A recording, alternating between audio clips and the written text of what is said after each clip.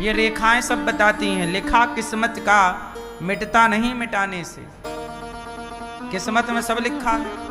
आपके कितने बेटा हैं, कितने होंगे, कितने नहीं होंगे, बेटियां, बेटा, आपका कितना सुख है, कितना दुख है, कौन सी पत्नी मिलेगी, किस क्वालिटी की पत्नी मिलेगी, किस क्वालिटी का पति मिलेगा, ब्रांडेड मिलेगा कि चाइना मॉडल मिलेगा, सब लिखा है।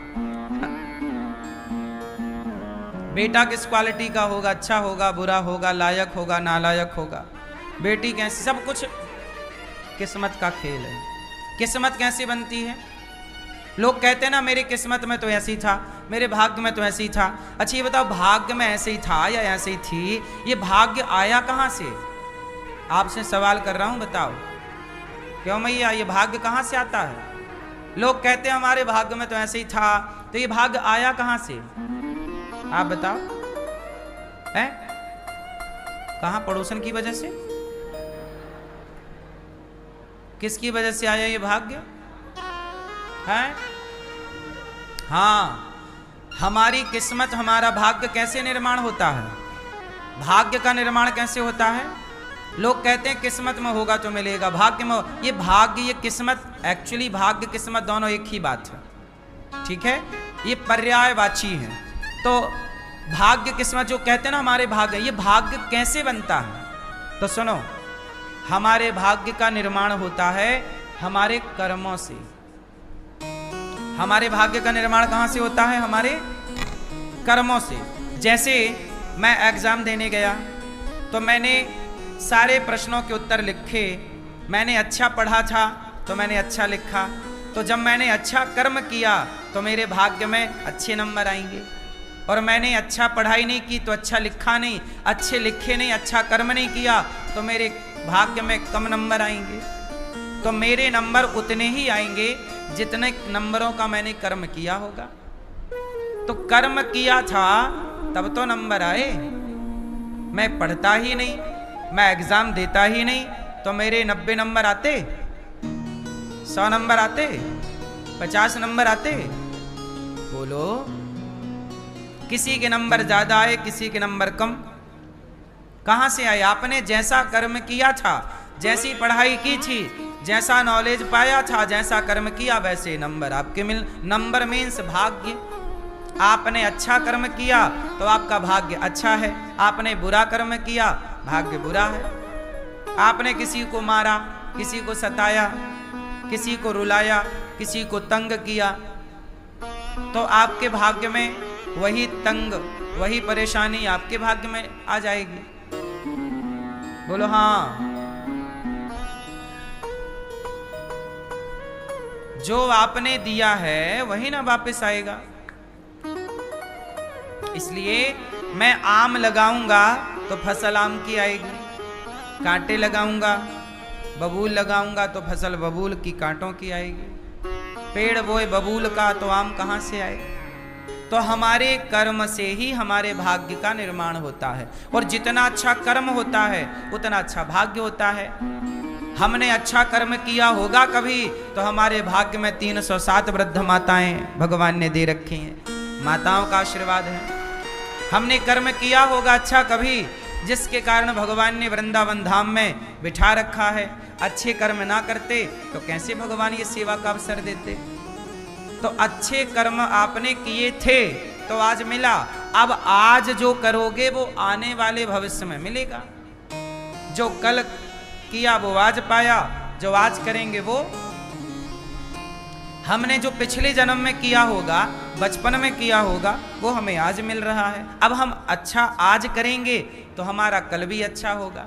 अब हम आज अच्छा तो आज हमारा है, पर हम आज अभिमान करने लग जाएं, गलत काम करने लग जाएं, तो फिर हमारा आने वाला टाइम बिगड़ जाएगा। बात समझ में आई कि नहीं? इसलिए सदा अच्छा करते रहोगे तो सदा अच्छा होगा। कुछ लोग क्या करते हैं, पैसा पाकर, धन पाकर, पद पाकर के उसका मिसयूज करने लग जाते हैं। पैसा आया तो उनको लगता है हमारे बाप की बफौती है, वो पैसे से गलत काम करने लग जाते हैं, शराब पीने लग जाते हैं, स्त्रियों को बुला के नचाने लग जाते हैं, वो पैसा लेकर किसी का मर्डर करवाने लग जाते हैं, पैसे से किसी को परेशान करने लग जाते हैं। इससे क्या होगा, तुम्हारा भाग्य ही डाउन हो रहा है, किसी का कुछ ना बिगड़ेगा। आप किसी का कुछ बिगाड़ना चाहोगे तो उसका कुछ ना बिगाड़ पाओगे, क्योंकि जिसका बनाने वाले भगवान हो उसका कोई बिगाड़ क्या सकता है। इसलिए तुम्हारे बिगाड़े ना बिगड़ेगा। तुम सोचो कि हम किसी का कुछ बिगाड़ दें तो याद रखिएगा तुम्हारे बिगाड़े कुछ ना बिगड़ेगा। बोलो। रावण ने सीता मैया को चुराया। रावण को लगा कि मैं राम का बिगाड़ दूंगा, राम का सुख चैन बिगाड़ दूंगा, छीन लूंगा राम से, राम के होंठों की मुस्कान छीन लूंगा, राम की पत्नी ही चुरा लूंगा। रावण ने सोचा था कि मैं राम की मुस्कान छीन लूंगा, राम का सुख चैन छीन लूंगा। लो भैया, चला था राम का सुख चैन छीनने, खुद का सर्वनाश हो गया। हुआ। दुर्योधन चला था द्रौपदी को निर्वस्त्र करने, आज मैं तुझे सभा में निर्वस्त्र करूंगा, कपड़े उतारूंगा तेरे। चला था दूसरों का बिगाड़ने, पर क्या हुआ, खुद का सर्वनाश हो गया। किसी के बिगाड़े कुछ नहीं बिगड़ता, जब बनाने वाला भगवान हो तो बिगाड़े कौन। और तुम बिगाड़ने चलोगे किसी का तो सर्वनाश करके ही लौटोगे अपना। इसलिए किसी का बिगाड़ने ना चलो। चले थे रावण महाराज बिगाड़ने, क्या हुआ, देर हुई। देर लगती है थोड़ा, God mills grind slow but sure. ईश्वर के घर थोड़ा सी देर है, लेकिन यह मत सोच लेना कि देर ही है, देर है पर अंधेर। इसलिए किसी का कुछ बिगाड़ना मत। आप बिगाड़ तो ना पाओगे किसी का, तुमसे बिगड़ेगा नहीं। हां, तुम्हारे कारण, रावण के कारण राम थोड़े परेशान हुए, क्योंकि वो परेशानी राम के भाग्य में लिखी थी। मेरे भाग्य में थोड़ी परेशानी होगी तो आप थोड़ा मेरा बिगाड़ोगे तो मैं थोड़ा परेशान हो सकता हूं, क्योंकि वो परेशानी ऑलरेडी मुझे भोगनी थी तो तुम्हारे द्वारा मिल गई, लेकिन तुम कर ना पाओगे कुछ। पर तुम किसी की परेशानी का कारण और बन गए। तुम किसी के सुख का कारण तो नहीं बने, पर किसी के दुख का कारण बन गए। और जब आप किसी के दुख का कारण बनते हैं तो फिर आप भी रोने के लिए तैयार रहिएगा। जो बोया है काटना जरूर पड़ता है। बोलो हाँ। तो धुंधकारी एक ब्राह्मण थे, आत्मदेव जी, कहा मुझे बेटा नहीं है, तो संत जी ने समझाया कि पुत्र के लिए मत रो, बेटे के लिए रोने से कोई लाभ तो नहीं है। तो कहा नहीं, हमें तो पुत्र चाहिए चाहिए। संत ने एक फल दे दिया, लो अपनी पत्नी को खिलाना, तुम्हें बेटा होगा। पत्नी को फल दिया, पत्नी ने फल खाया नहीं। पत्नी का नाम क्या था आत्मदेव जी की? धुंधली। क्या नाम था? वो पत्नी ने फल नहीं खाया, गाय को खिला दिया। बोले मैं पागल हूं क्या, फल खा के गर्भवती हो जाऊंगी? अरे गर्भवती स्त्रियों को कितना दर्द होता है बच्चा पैदा करने में, मैं नहीं उठाती इतना दर्द। धुंधली बोली मैं क्यों उठाऊं? उसने गैया को खवा दिया। उसको उसकी बहन आई बड़ा पेट लेके,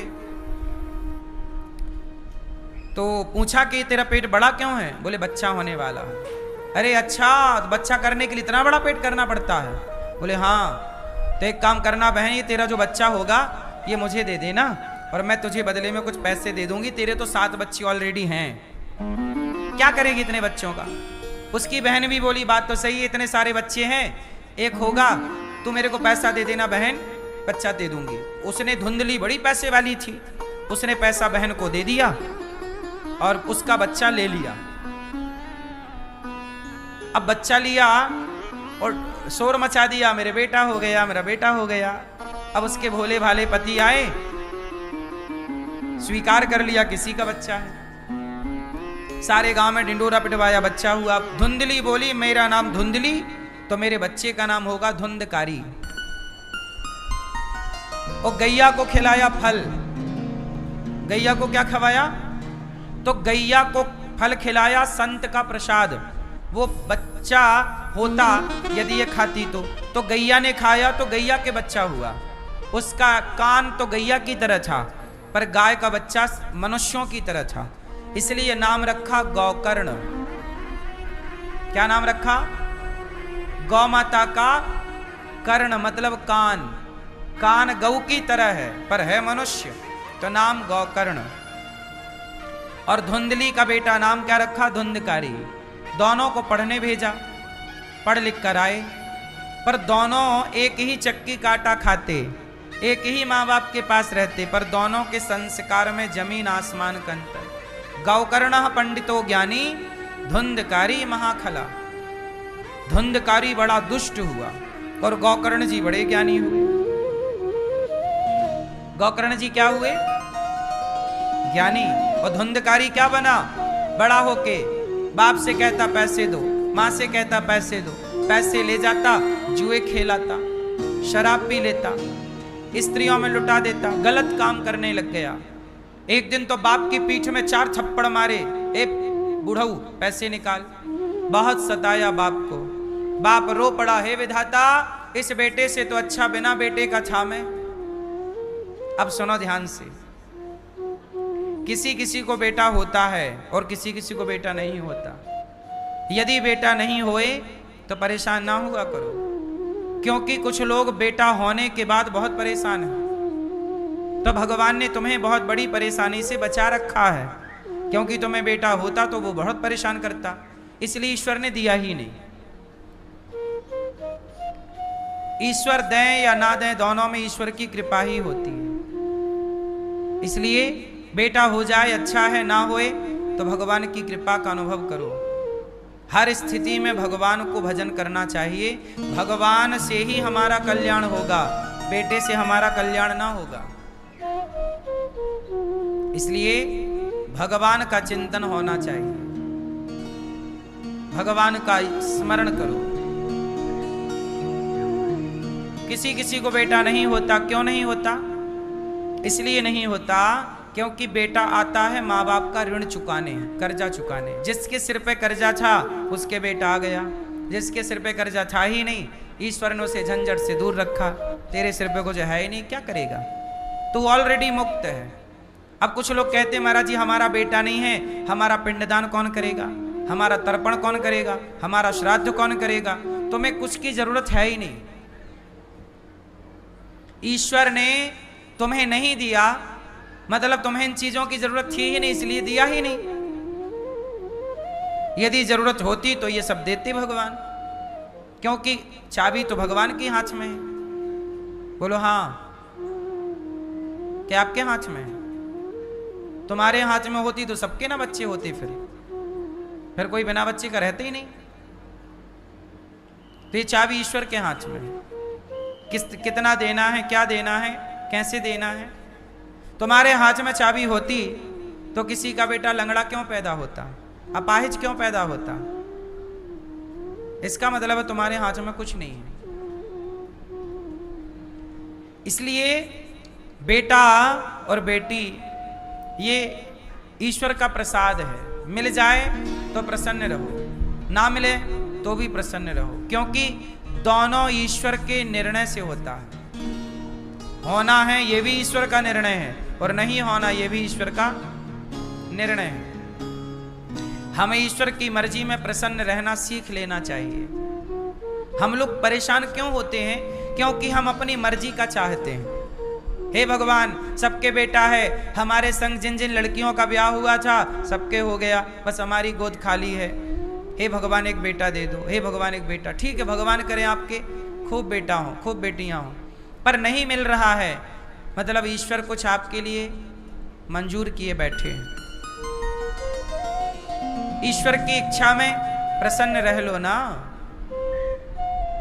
तुम्हें परेशान कौन कर रहा है? तुम्हारी इच्छाएं। सबको देख के लगता है सबके हुए हमारे भी होना चाहिए, पर जो हम चाहते हैं ना शायद वो भगवान नहीं चाहते। इसलिए जो हम चाहते हैं वो भगवान नहीं चाहते, और जो भगवान चाहते हैं वो हम नहीं चाहते। इसलिए ऐसा करो कि आप कुछ ना चाहो, और जो भगवान चाहते हैं उनकी चाह में अपनी चाह मिला दो, क्या हो जाएगा? प्रसन्नता आ जाएगी। ठीक है, आत्मदेव जी पिटे पुत्र से, मार लगाई पुत्र ने, आत्मदेव जी रो पड़े। तब गौकर्ण जी ने कहा, देहे स्थिमांस रुधिरे भीमतिम त्यजत्वम जाया सुतादिषु सदा ममतां विमुञ्च पश्यानिशं जगदिदं क्षणभङ्गनिष्ठं वैराग्यरागिरसिको भवभक्तिनिष्ठः। गौकर्ण जी आ गए। गौकर्ण जी कौन है? गैया के पुत्र। देखो, गाय की सेवा करनी चाहिए, गाय सहयोगी है हमारी। कई बार गाय की अचानक मृत्यु हो जाती है, अच्छी खासी मर जाती है गाय, हाँ या ना? क्यों? अरे भाई, गाय यूं ही नहीं मरती। अब तुमने गाय को खूब घर में बढ़िया रखा, खिलाया पिलाया, और गैया सवेरे खाई, पता चला शाम को वो तो मर गई। आपको लगा भैया क्या हो गया, अचानक मर गई। अचानक नहीं मरती। सुनो, यदि आपके घर में गाय होती है ना, तो क्या होता है कि आपके परिवार पर कोई संकट आने वाला होता है, तो वो संकट, चूंकि आपने गौ माता की सेवा की है, तो आपके परिवार पर कोई बड़ा संकट आएगा, तो गैया वो संकट आप पर आने से पहले खुद अपने ऊपर ले जाएगी और खुद वो संकट झेल जाएगी। इसलिए गाय को माता कहते हैं। इसलिए घर में गैया होना जरूरी है। गैया की सेवा करो, गैया की सेवा करोगे, प्रसन्न रखोगे, चुनी चोकर देते रहोगे, चारा भूसा देते रहोगे, तुम्हारे जीवन में पता नहीं कब कौन सा संकट आ जाए। भगवान ना करे कोई संकट आए, पर वो संकट आएगा तो ढाल कौन बनेगा? ढाल दो लोग बनते हैं, या तो आप गौ माता की सेवा कर रहे हैं, या तो आपने कोई पुण्य किया हो। आपने क्या किया हो? पुण्य। किसी की दुआएं लूटी हो, किसी का आपने बनाया हो, किसी की आशीर्वाद दुआएं पाई हो, आपने किसी को भोजन कराया। इसलिए वृद्ध माएं जब यहाँ भोजन करती हैं, रोम रोम से आशीर्वाद निकलता है। यहाँ हजारों संत भोजन करते हैं, गौरी गोपाल में हजारों संतों का आशीर्वाद। क्या है ये दुआएं हैं। या तो गाय आपकी ढाल बनेगी, या तो कोई पुण्य आपका ढाल बनेगा और आपके आड़े आएगा और आपकी रक्षा करेगा। अब आप लोग ना गाय घर में रखते हो, ना कोई बहुत विशेष पुण्य में आपकी रुचि है। जिनकी नहीं है उनके लिए आप लोगों की रुचि है, तो मैं आपको प्रणाम करता हूं। वैसे आप लोगों की रुचि है, इसलिए आप वृंदावन धाम में आए हैं, बिहारी जी ने बुलाया। तो आप सबका तो पुण्य है, भागवत सुन रहे हैं, ये भी एक पुण्य है, ये भी ढाल बनता है। हमारे यजमान परिवार यहाँ पोथी पाठ बैठी है, आज से आप लोगों ने भी भागवत जी सुनी, पाठ कराया। क्या है ये? भागवत जी ही तो ढाल हैं। आपने पुण्य किया, भागवत जी आप करा रहे हैं, इतने यजमान परिवार आए हैं, सबको प्रणाम।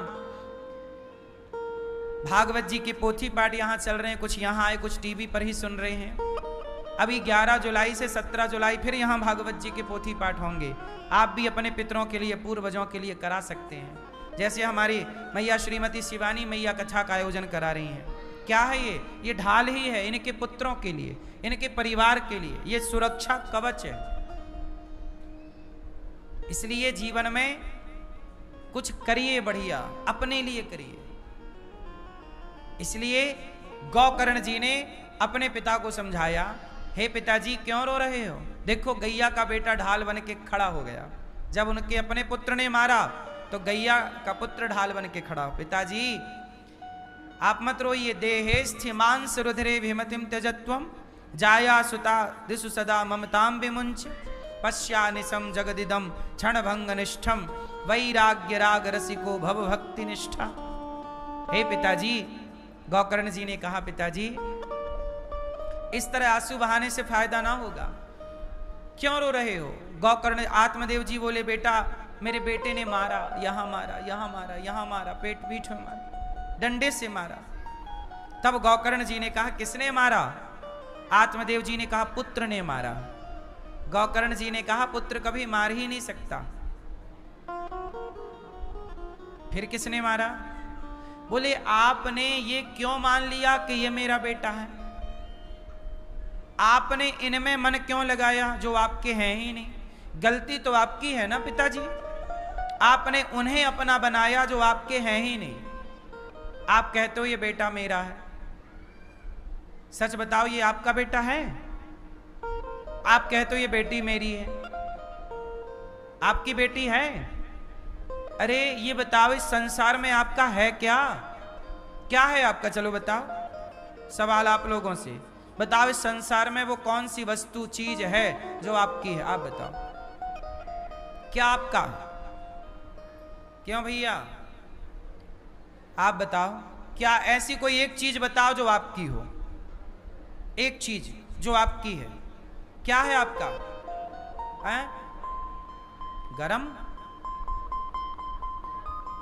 कर्म, कर्म आपका है, ठीक कह रहे हो। पाप पुण्य आपका है, सही है। और कुछ आपका है? मैया आप बताओ, कुछ आपका हो? बेटा आपका है, बेटी आपकी है, पर कहते तो आप लोग यही हैं कि ये मेरा बेटा है, ये मेरी बेटी है, ये मेरी बेटी है, मेरा बेटा। ये बात आप केवल व्यवहार में कहते हो कि ये मेरा बेटा है, ये मेरी बेटी है।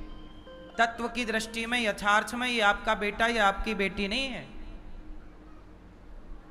व्यवहार की दृष्टि में ये आपका बेटा है। संसार में रहना तो व्यवहार में कहना पड़ता है ये मेरा बेटा, मेरी बेटी, मेरा घर है। ना तो घर आपका है, ना बेटी आपकी, ना बेटा आपका। अरे बेटा बेटी घर तो छोड़ो, आप जरा अपना हाथ एक हाथ से दूसरे हाथ के रोमे पकड़ो, रोमे बाल हैं, ये आपका है रोम? आपके शरीर का एक रोम भी आपका नहीं है, ये रोम है? ये शरीर भी हमारा साथ कब छोड़ दे इसकी गारंटी कौन लेगा? बोलो। पति साथ छोड़ के चला जाता है, पत्नी साथ छोड़ के चली जाती है, माँ बाप साथ छोड़ के चले जाते हैं। शरीर, जिनको पैरालाइसिस हो गया है देखना, उनका एक हाथ काम नहीं करता, मतलब एक हाथ ने उनका साथ छोड़ दिया, एक पांव ने उनका साथ छोड़ दिया। कान में सुनाई नहीं पड़ रहा है, क्या हुआ? कान ने साथ छोड़ दिया। बोलो हाँ। बोला नहीं जा रहा है, मतलब जिह्वा ने साथ। बोलो। शरीर भी अपना होए तो आप बताओ, ये शरीर जो हम कहते हैं ना, ये मेरा हाथ, ये मेरा हाथ, मैं ये, मैं वो, साहब ये शरीर भी मेरा नहीं है। ये शरीर हम लोगों को किराए से मिला है। कितने दिन रहोगे शरीर में? कितने दिन रहोगे? सब लोगों ने अपना शरीर खाली कर दिया। अभी अहमदाबाद में प्लेन हादसा हुआ, सबका शरीर पड़ा रह गया और वो लोग चले गए सब। बोलो हाँ। ऐसे ही हमारा और आपका भी शरीर पड़ा रह जाएगा और हम और आप चले गए होंगे। तो ये शरीर अपना नहीं है, ये शरीर भाड़े का है, भाड़े का। किसका है? किराए का। आज आप इस शरीर में हो, कल भी इस शरीर में रहोगे, इसकी गारंटी नहीं है। ऐ मन मुसाफिर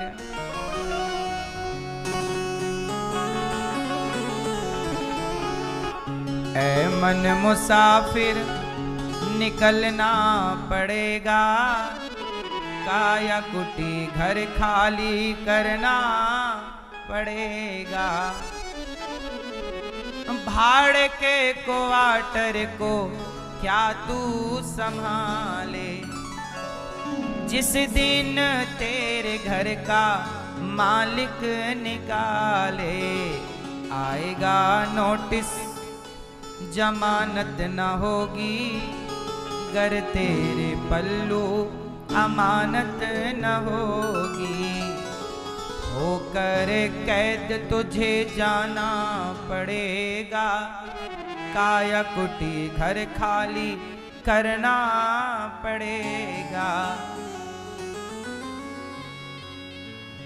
जिंदगी एक सफर है सुहाना, यहाँ कल क्या हो किसने जाना। जिंदगी एक सफर है सुहाना,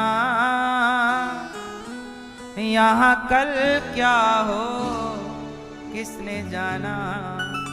ये जिंदगी एक सफर है, यात्रा है, और हम यात्री जन हैं। कृपया यात्री जन ध्यान से सुने। शरीर आपका नहीं तो ये बताओ, जब शरीर ही आपका नहीं तो आप किसे कहोगे कि ये मेरा है? चलो बताओ, आपका कौन इस संसार में? कौन आपका? बोलो मेरी माँ।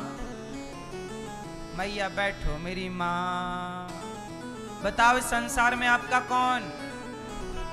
कौन कौन है मेरा? आप कहते हो ये बेटा मेरा, परिवार मेरा। कौन है आपका? गोविंद मेरो है, गोपाल मेरो है। गोविंद मेरो है, गोपाल मेरो है। श्री बाके बिहारी नंदलाल मेरो है। श्री बाके बिहारी नंदलाल मेरो है। गोविंद मेरो है, गोपाल मेरो है। गोविंद मेरो है, गोपाल मेरो है। कौन है आपका? एक भगवान। भगवान मेरे हैं और ये संसार मेरा। लेकिन आप लोग भगवान को अपना नहीं मान रहे हैं और संसार के पीछे भाग, मेरा बेटा, मेरा परिवार, मेरा ये, मेरा वो। ठीक है, संसार में रहना बुरा नहीं है, लेकिन इतना चिपक के ना रहो, इतना जरूरत से ज्यादा अटैचमेंट ना हो। वही अटैचमेंट आपको दुख देता है, फिर आप रोती हो या रोते हो। आपको ये याद रखना है। क्या याद रखना है? जिंदगी एक किराए का घर है। जिंदगी एक किराए का घर है। एक ना एक दिन बदलना पड़ेगा। मौत जब तुमको आवाज देगी, मौत जब तुमको आवाज देगी, घर से बाहर निकलना पड़ेगा।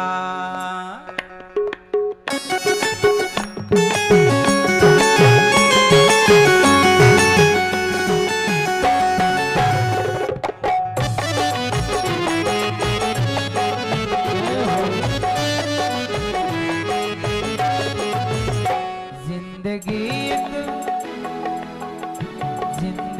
एक किराए का घर है। जिंदगी एक किराए का घर है। एक ना एक दिन बदलना पड़ेगा, पड़ेगा। एक ना एक दिन बदलना पड़ेगा। क्या बदलना पड़ेगा? क्या बदलना पड़ेगा? ये किराए का घर बदलना पड़ेगा। आज इस घर में, कल उस घर में। इसलिए किसी भी घर से मोहब्बत ना करना, क्योंकि ये घर किराए के हैं। चाहे वो घर तुम्हारी माँ का हो या पिता का या पति का या संसार का। जिंदगी एक किराए का घर है। जिंदगी एक किराए का घर है। एक ना एक दिन बदलना पड़ेगा, पड़ेगा। एक दिन बदलना पड़ेगा।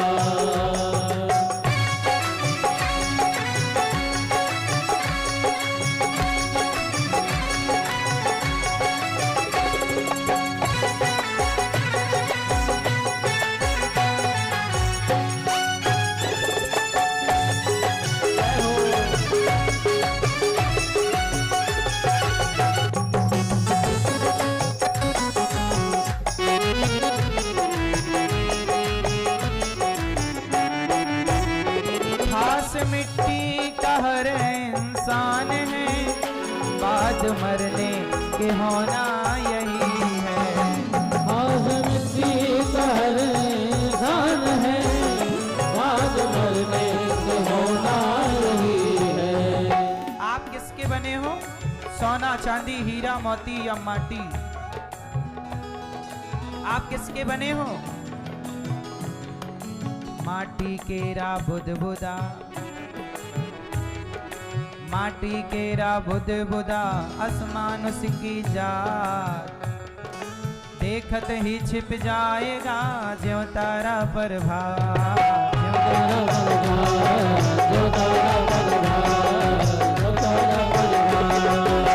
ये शरीर बना है माटी से, और माटी का शरीर कब तक चलेगा? हाँ, सुनो,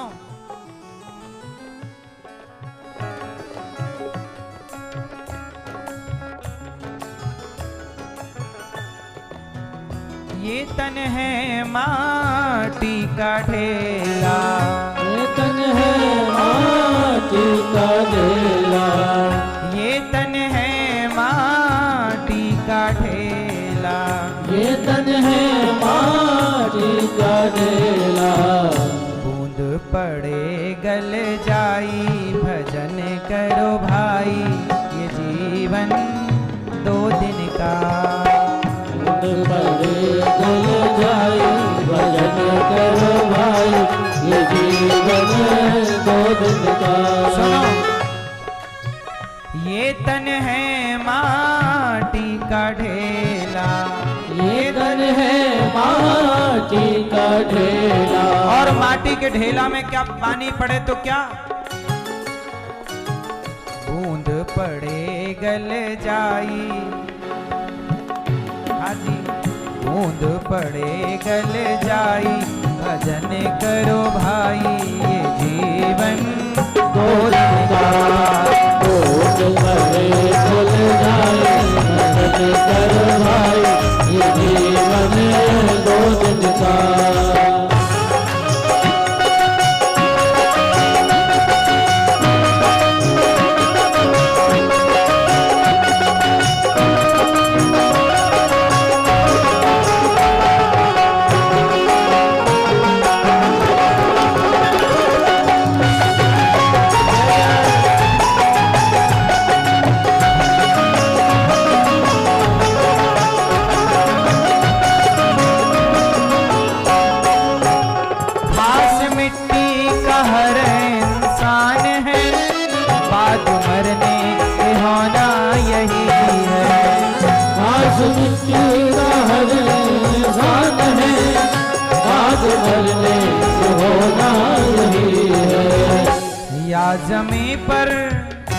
या जमी पर तो रबत बनेगी, या तो हमें जमीन पे गड्ढा खोद के गाड़ दिया जाएगा, या जमी पर तो रबत बनेगी, या जमी पर तो रबत बनेगी, या चिताओं में जलना पड़ेगा, या चिताओं में जलना पड़ेगा, या चिताओं में जलना पड़ेगा। जिंदगी एक किराए का घर है, जिंदगी एक किराए का घर है, एक ना एक दिन बदलना पड़ेगा, एक ना एक दिन बदलना पड़ेगा।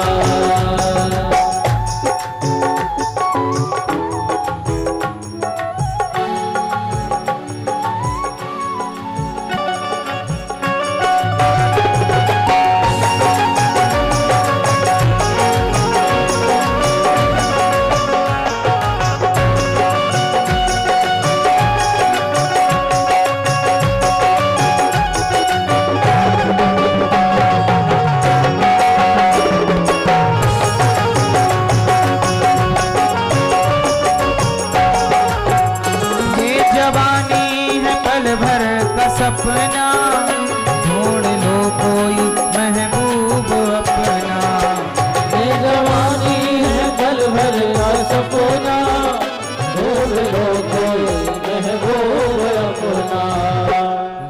जवानी अगर ढल गई तो, ये जवानी अगर ढल गई तो उम्र भर हाथ मलना पड़ेगा। हर हाथ मलना पड़ेगा। जिंदगी एक किराए का घर है, जिंदगी एक किराए का घर है। एक ना एक दिन बदलना पड़ेगा, एक दिन बदलना पड़ेगा। एक दिन बदलना पड़ेगा। एक दिन बदलना पड़ेगा। एक दिन बदलना पड़ेगा। एक दिन बदलना पड़ेगा। एक दिन बदलना पड़ेगा।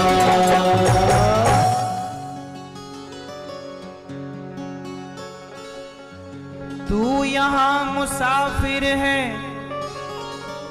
ये सराय पानी है, 4 रोज की मेहमा तेरी जिंदगानी है।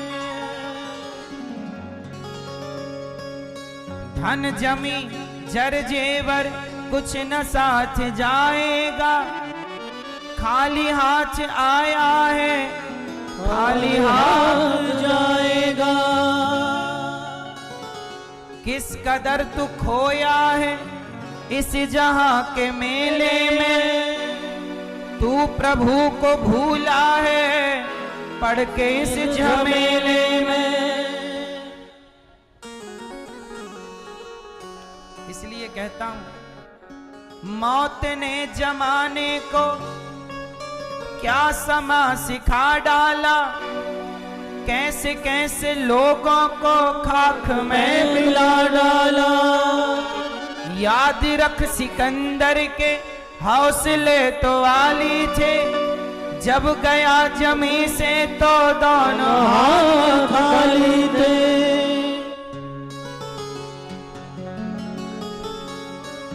इसलिए कहता हूं ज्यादा अकड़ में ज्यादा घमंड में ना रहे तो ही अच्छा है। क्यों मेरी माँ, शरीर भी अपना नहीं है तो हम किसका गुमान करें कि हमारे पास ये है और वो है। जो गुमान करते हैं वो भी जलकर राख हो जाते हैं। ये गुमान ये घमंड ये है कितने दिनों का। आपकी और हमारी उम्र अधिक से अधिक 100 साल की है। 100 साल की उम्र होने पर ना आप रहोगे ना हम रहेंगे, और 100 साल के बाद रह भी गए तो किसी काम के नहीं रहोगे। क्यों मैया, सही है। गौकर्ण जी ने कहा पिताजी, सेवा कथा रसमहो नितराम पिबत्वम। कथा सुनो, भगवान की सेवा करो, भगवान की और भगवान के भक्तों की सेवा करो। गौकर्ण जी ने अपने पिता को, पिता रो रहे थे बेटे ने मारा, पर गौकर्ण जी ने ऐसा ज्ञान दे दिया कि सारा अज्ञान मिट गया। अब उन्हें समझ में आ गया कि बेटा मेरा नहीं है, भगवान मेरे हैं। और वो घर से निकलकर भगवान का भजन करके कल्याण कर लिया। पर धुंधकारी ने जब माँ को मारा तो माँ बेचारी कुएं में कूद कर मर गई। धुंधकारी माँ बाप के ना रहने पर 5 वैश्याओं को ले आया, उनके संग रहता, उनके लिए चोरी करता, गलत गलत काम करता। एक दिन उन लोगों ने सोचा कि इस आदमी के चक्कर में तो अपन परेशान हो रहे हैं, तो धुंधकारी को उसकी पत्नियों ने 5 ने मिलकर मार डाला, गला दबा दिया, जलते अंगार डाल दिए। जो स्त्री, याद रखिएगा, स्त्री सबसे कोमल होती है। बोलो हाँ, स्त्री सबसे कोमल होती है, उसे मां कहा जाता है, ममता से भरी है। पर जो स्त्री पर पुरुष के चक्कर में पड़ जाती है, वो स्त्री पत्थर से भी अधिक कठोर हो जाती है। बोलो हाँ कि ना। स्त्री